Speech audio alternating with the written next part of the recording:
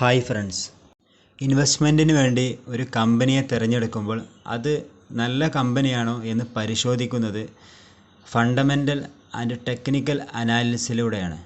വിശദമായും ആഴത്തിലും ഇത്തരത്തിൽ പരിശോധിക്കുന്നതിന് വേണ്ടി എടുക്കേണ്ട ചില മാനദണ്ഡങ്ങളാണ് ഈ ഓഡിയോയിൽ പറയുന്നത്. അതിൽ പ്രോഫിറ്റബിലിറ്റിയുടെ അടിസ്ഥാനത്തിൽ 4 രീതിയിൽ നമുക്ക് പരിശോധന നടത്താം. 2 ഫൈനാൻഷ്യൽ ഇയറിലെ ഡാറ്റകൾ തമ്മിൽ താരതമ്യം ചെയ്തുകൊണ്ടാണ് ഇത്തരത്തിലുള്ള പരിശോധനകൾക്ക് വിധേയമാക്കേണ്ടത്. കഴിഞ്ഞ വർഷത്തെ നെറ്റ് പ്രോഫിറ്റിനേക്കാൾ ഈ വർഷത്തെ നെറ്റ് പ്രോഫിറ്റ് കൂടുതലാണെങ്കിൽ ആ കമ്പനി ഇൻവെസ്റ്റ്മെൻറ്റിന് വേണ്ടി തിരഞ്ഞെടുക്കുന്നതിന് ഒരു കാരണമായിട്ട് എടുക്കാം. രണ്ടാമതായിട്ട്, ഓപ്പറേഷണൽ ആക്ടിവിറ്റീസിൽ നിന്നുള്ള ക്യാഷ് ഫ്ലോ കഴിഞ്ഞ വർഷത്തേതിനേക്കാൾ കൂടുതലാണ് ഈ വർഷമെങ്കിലും ഒരു കാരണമായിട്ട് എടുക്കാം. ലാസ്റ്റ് ഇയറിനേക്കാൾ റിട്ടേൺ ഓൺ അസറ്റ് ഈ വർഷം കൂടുതലാണെങ്കിൽ ആ കമ്പനിയെ ഇൻവെസ്റ്റ്മെൻറ്റിന് വേണ്ടി പരിഗണിക്കാം. ROA എന്ന ഈ ഒരു റേഷ്യോ അർത്ഥമാക്കുന്നത് കമ്പനിയുടെ അസറ്റിനെ നല്ല രീതിയിൽ ഉപയോഗിച്ചിട്ടുണ്ടോ എന്നുള്ള പരിശോധനയാണ്. അടുത്തതായി, ഒരു ബിസിനസ് കോർ ബിസിനസ്സിൽ നിന്നാണോ അവർ കൂടുതലായിട്ട് പണം സമ്പാദിക്കുന്നത് എന്നുള്ള പരിശോധിക്കലാണ്. അത് കണ്ടെത്തുന്നത് ഈ വർഷത്തെ ഡാറ്റ ഉപയോഗിച്ച് കൊണ്ട് തന്നെയാണ്. അതായത് ഓപ്പറേഷണൽ ആക്ടിവിറ്റീസിൽ നിന്ന് ഉള്ള ക്യാഷ് ഫ്ലോ നെറ്റ് ഇൻകത്തേക്കാൾ കൂടുതലായിരിക്കണം. നെറ്റ് ക്യാഷ് ഫ്ലോ കൂടുതലും നെറ്റ് ഇൻകം കുറവും ആണെങ്കിൽ ആ company non core business company ആണ് നടത്തുന്നതെന്ന് മനസ്സിലാക്കാം. അതായത് അസറ്റ് വിൽപ്പന നടത്തിയിട്ട് പണം സ്വരൂപിക്കുക, ടാക്സ് റിട്ടേൺ ലഭിച്ച്, അതുപോലെ അതാത് സെക്ടറിലുള്ള കോർ ബിസിനസ് അല്ലാത്ത രീതിയിലുള്ള ആക്ടിവിറ്റീസിൽ നിന്ന് പണം സ്വരൂപിക്കുക. കോർ ബിസിനസ്സിൽ നിന്ന് അല്ലാതെ പണം സ്വരൂപിക്കുന്നുണ്ടെങ്കിൽ അത് ക്വാളിറ്റി ഓഫ് ഏണിംഗ് ശരിയല്ല എന്നാണ് മനസ്സിലാക്കുന്നത്. ഈ പറഞ്ഞ 4 ഘടകങ്ങൾ പ്രോഫിറ്റബിലിറ്റിയുടെ അടിസ്ഥാനത്തിൽ ഒരു കമ്പനിയെ വിലയിരുത്തുന്നതിന് വേണ്ടി ഉപയോഗിക്കാവുന്നതാണ്. ഈ 4 ഘടകങ്ങളും ഒരുപോലെ ശരിയാകുന്നുണ്ട് ഒരു കമ്പനിയുടെ വിലയിരുത്തലെങ്കിൽ ആ കമ്പനി പ്രോഫിറ്റബിലിറ്റിയുടെ അടിസ്ഥാനത്തിൽ ഏറ്റവും മികച്ച കമ്പനിയാണെന്ന് തന്നെ നമുക്ക് വിലയിരുത്താം. അടുത്തതായിട്ട് നോക്കേണ്ടത് ലെവറേജ് ആൻഡ് ലിക്വിഡിറ്റി എന്ന രീതിയിലാണ്. അതായത് ഒരു കമ്പനി അതിൻ്റെ ബിസിനസ് നടത്തുന്നത് ബാധ്യതകൾ നിലനിർത്തിക്കൊണ്ടാണോ എന്നുള്ള പരിശോധന. ചില കമ്പനികൾ സ്വന്തമായിട്ട് ബിസിനസ് നടത്താൻ പണമില്ലെങ്കിൽ വലിയ രീതിയിൽ ബോറോവിങ്സ് നടത്താറുണ്ട്. തത്തുല്യമായ അനുപാതത്തിൽ ക്യാഷ് റിസർവ് അവരുടെ കയ്യിലുണ്ടെങ്കിൽ അവർക്കത് തിരിച്ചടക്കാനുള്ള ലിക്വിഡിറ്റി ഉണ്ടെന്ന് മനസ്സിലാക്കാം. ഒന്നുകിൽ ക്യാഷ് റിസർവ് ആയോ അല്ലെങ്കിൽ ബിസിനസ്സിൻ്റെ വളർച്ചയിൽ നിന്ന് ഭാവിയിൽ വരുന്ന ലാഭത്തിനെ കണക്കാക്കിയോ ഇത്തരത്തിൽ ബാധ്യതകൾ വീട്ടാൻ ഒരു കമ്പനിക്ക് സാധിക്കുമെങ്കിൽ ആ കമ്പനി ലിവറേജ് ആൻഡ് ലിക്വിഡിറ്റി എന്നുള്ള അടിസ്ഥാനത്തിൽ നല്ല കമ്പനിയാണെന്ന് നമുക്ക് പരിഗണിക്കാം. കമ്പനി അസറ്റ്സിൻ്റെ പുറത്ത് പ്ലെഡ്ജ് ചെയ്തുകൊണ്ടും മറ്റുമാണ് ബോറോവിങ്സ് നേടിയെടുക്കുന്നത്. ഇവിടെ ശ്രദ്ധിക്കേണ്ട കാര്യം എന്താണെന്നാൽ ഒരു ലോൺ എടുക്കുന്ന സമയത്ത് അസറ്റ്സിൻ്റെ വാല്യൂവിൻ്റെ അടിസ്ഥാനത്തിലാണ്, ഒരു മാർജിനിലാണ് ലോണ് ലഭിക്കുക. പക്ഷേ വർഷങ്ങൾ മുന്നോട്ട് പോകുമ്പോൾ സ്വാഭാവികമായിട്ടും അസറ്റ്സിൻ്റെ വാല്യൂ കൂടി വരും. മാത്രമല്ല കമ്പനിക്ക് വരുമാനവും കൂടി വരും. ഈ 2 കാര്യവും ഒരുപോലെ സംഭവിക്കുമ്പോൾ സ്വാഭാവികമായും മുൻപെടുത്തിട്ടുള്ള ബാധ്യതകൾ കുറഞ്ഞു വരുന്നതായും കാണും. ഇതേ കാര്യം അടിസ്ഥാനപ്പെടുത്തി 3 രീതിയിൽ നമുക്കൊരു കമ്പനിയെ പരിശോധിക്കാം. അതിൽ ഒന്നാമത്തേത്, അസറ്റ്സിൻ്റെ പുറത്തുള്ള ലോങ് ടേം ഡെപ്റ്റ് റേഷ്യോ കുറവായിരിക്കണം ലാസ്റ്റ് വർഷത്തേക്കാൾ ഈ വർഷം. ഒരു കമ്പനിക്ക് ലോങ് ടേം ഡെപ്റ്റും ഉണ്ടാകും, ഷോർട്ട് ടേം ഡെപ്റ്റും ഉണ്ടാകും. ഷോർട്ട് ടേം ഡെപ്റ്റ് കമ്പനി റിസർവിൽ നിന്നൊക്കെ എടുത്ത് കൊടുക്കാൻ സാധിക്കുന്നതായിരിക്കും. നിലവിലുള്ള ഓപ്പറേഷണൽ ആക്ടിവിറ്റീസുമായിട്ടായിരിക്കും അതിന് ബന്ധം.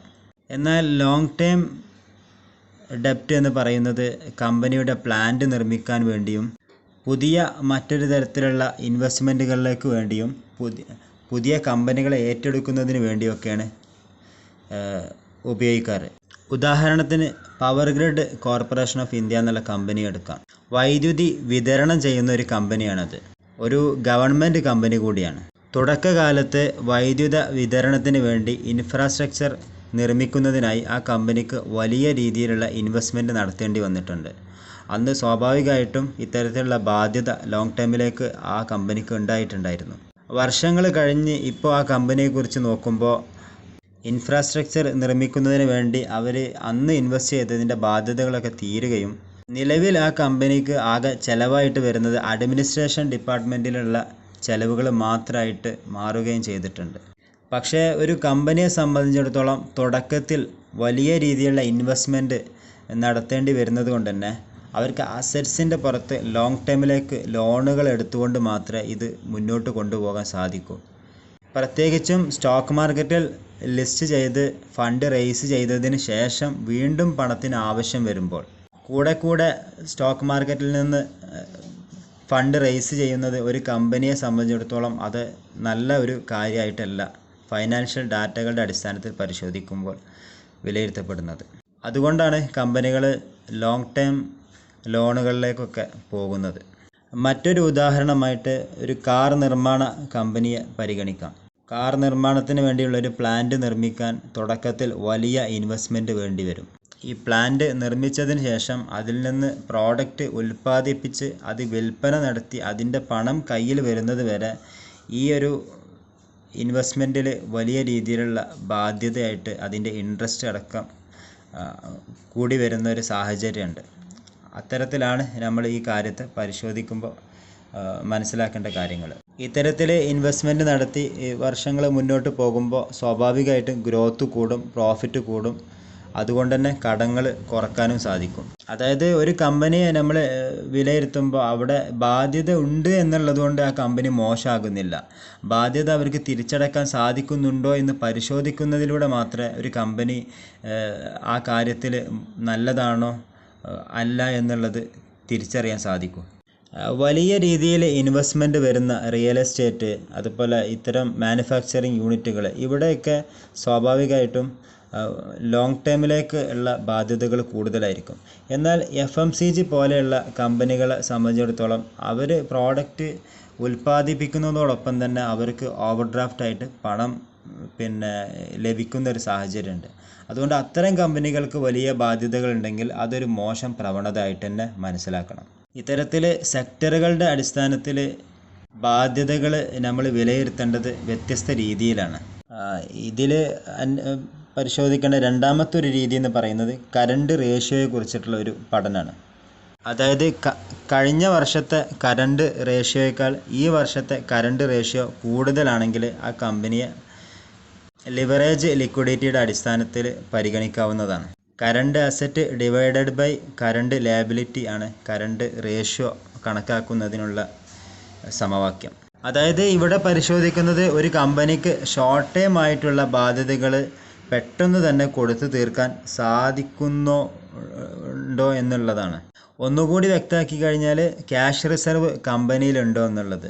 ഷോർട്ട് ടേം ആയിട്ടുള്ള ബാധ്യതകൾ ക്യാഷ് റിസർവ് ഉപയോഗിച്ചിട്ടാണ് മിക്ക കമ്പനികളും തീർക്കാറുള്ളത്. ഒരു ഗവൺമെൻറ് പോളിസി കാരണമോ അല്ലെങ്കിൽ നിർമ്മാണശാലയ്ക്ക് എന്തെങ്കിലും കേടുപാട് സംഭവിക്കുന്നതിലൂടെയോ മറ്റ് രീതിയിലുള്ള ഷോർട്ട് ടൈമിലേക്ക് ഉണ്ടാകുന്ന ബാധ്യതകൾ ഇത്തരത്തിൽ ക്യാഷ് റിസർവ് ഉപയോഗിച്ചുകൊണ്ടാണ് പരിഹരിക്കുന്നത്. ഇത്തരത്തിലുള്ള ഓപ്പറേഷണൽ ആക്ടിവിറ്റീസുമായി ബന്ധപ്പെട്ടിട്ട് ഒരു വർഷത്തിനിടയിൽ നിൽക്കുന്ന ചെറിയ ഹ്രസ്വകാലത്തേക്ക് നിൽക്കുന്ന ബാധ്യതകൾ പെട്ടെന്ന് തന്നെ പരിഹരിച്ച് മുന്നോട്ട് പോകാൻ കമ്പനിക്ക് സാധിക്കുന്നില്ല, അതിന് വേണ്ട രീതിയിലുള്ള ക്യാഷ് റിസർവ് ഇല്ല എങ്കിൽ അതൊരു മോശം പ്രവണത ആയിട്ട് തന്നെ മനസ്സിലാക്കണം. ഈ ലിവറേജ് ആൻഡ് ലിക്വിഡിറ്റിൻ്റെ അടിസ്ഥാനത്തിൽ പരിശോധിക്കേണ്ട മൂന്നാമത്തെ ഒരു കാര്യം എന്ന് പറയുന്നത് ഒരു കമ്പനി പുതുതായിട്ട് ഷെയർ ലിസ്റ്റ് ചെയ്യുകയും അതിലൂടെ ഫണ്ട് റേസ് ചെയ്യുകയും ചെയ്തിട്ടുണ്ടെങ്കിൽ, ബാധ്യതകൾ വീട്ടാൻ വേണ്ടി പ്രൊമോട്ടേഴ്സ് അത്തരത്തിൽ ചെയ്തിട്ടുണ്ടെങ്കിൽ അതൊരു നല്ല കാര്യമല്ല. ഇക്വിറ്റി ഡയല്യൂഷൻ എന്ന ഈ ഒരു പ്രോസസ്സ് ഒരു കമ്പനിയുടെ ലിവറേജ് ആൻഡ് ലിക്വിഡിറ്റി എന്ന അടിസ്ഥാനത്തിൽ നോക്കുമ്പോൾ അത് ഒട്ടും അഭികാമ്യമായിട്ടുള്ള ഒരു രീതിയല്ല. കാരണം ഒരു ലോൺ എടുത്ത് ആ കമ്പനിയുടെ പ്രശ്നങ്ങൾ പരിഹരിക്കാൻ വേണ്ടി മുന്നോട്ട് പോകാൻ സാധിക്കാത്തതുകൊണ്ടാണ് സ്വാഭാവികമായിട്ടും അവർ ഇത്തരത്തിൽ പൊതുജനങ്ങളിൽ നിന്ന് ഫണ്ട് റേസ് ചെയ്യുന്നത്.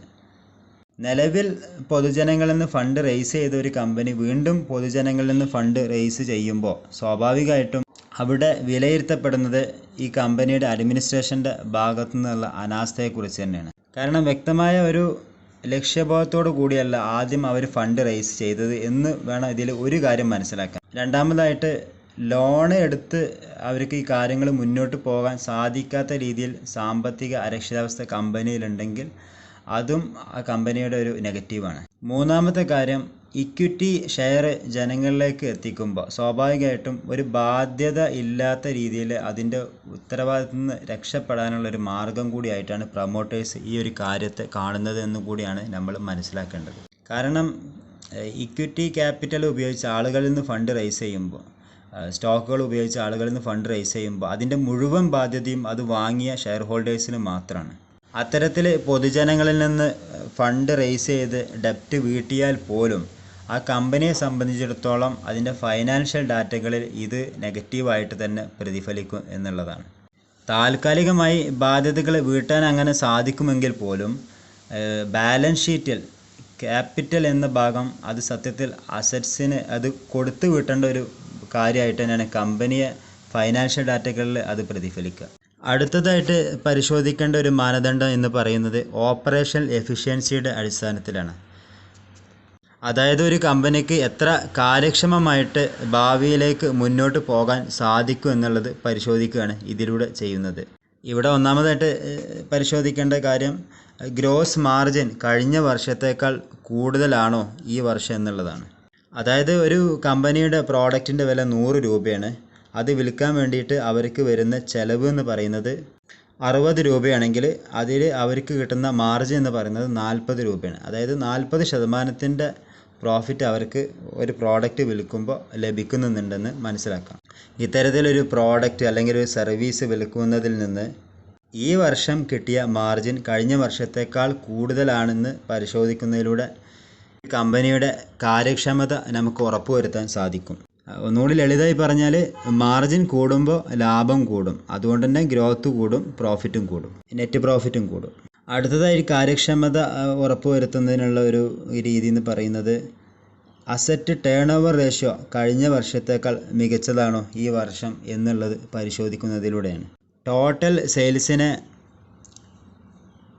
ആവറേജ് അസറ്റ്സുമായിട്ട് ഡിവൈഡ് ചെയ്ത് കഴിഞ്ഞാൽ ലഭിക്കുന്നതാണ് അസറ്റ് ടേൺ ഓവർ റേഷ്യോ. ഈ റേഷ്യോ കഴിഞ്ഞ വർഷത്തേക്കാൾ ഈ വർഷം കൂടുതലാണെങ്കിൽ അസറ്റ്സ് കൊണ്ട് ഉണ്ടാക്കുന്ന സെയിൽസ് കൂടി എന്ന് വേണം മനസ്സിലാക്കാൻ. അതായത് ഓപ്പറേഷൻ എഫിഷ്യൻസി കൂടി എന്ന് വേണം വിലയിരുത്താൻ. കമ്പനിയുടെ ഫിക്സഡ് അസറ്റ് കൊണ്ട് സെയിൽസ് എത്ര ചെയ്തു എന്നും അസറ്റ്സ് ഓരോ വർഷം കൂടിയപ്പോൾ സെയിൽസ് കൂടിയോ ഇല്ലയോ എന്നുള്ളതൊക്കെയാണ് ഇതിലൂടെ മനസ്സിലാക്കാൻ സാധിക്കുന്നത്. ഒരു അസറ്റ്സിൻ്റെ കാര്യം എടുക്കുമ്പോൾ ഓരോ വർഷം കഴിയുമ്പോഴും അസറ്റ്സിൻ്റെ വാല്യൂ കൂടി വരും.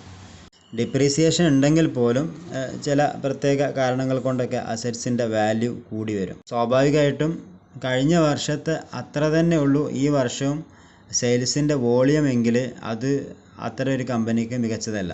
എന്നാൽ അസറ്റ്സിൻ്റെ വാല്യൂ കൂടുന്നതോടൊപ്പം തന്നെ സെയിൽസിൻ്റെ വാല്യൂ കൂടുകയാണെങ്കിൽ, വോളിയം കൂടുകയാണെങ്കിൽ അത് കമ്പനിയെ സംബന്ധിച്ചിടത്തോളം നല്ല കാര്യക്ഷമമായിട്ടാണ് കാര്യങ്ങൾ മുന്നോട്ട് പോകുന്നതെന്ന് മനസ്സിലാക്കാൻ സാധിക്കും. ഇത്തരത്തിൽ ഫണ്ടമെൻ്റൽ ടെക്നിക്കൽ അനാലിസിൻ്റെ കാര്യങ്ങൾ പഠിക്കാൻ ഈ ഒരു ഓഡിയോ റെഫറൻസ് ആയിട്ട് ഉപയോഗിക്കുക. Thank you.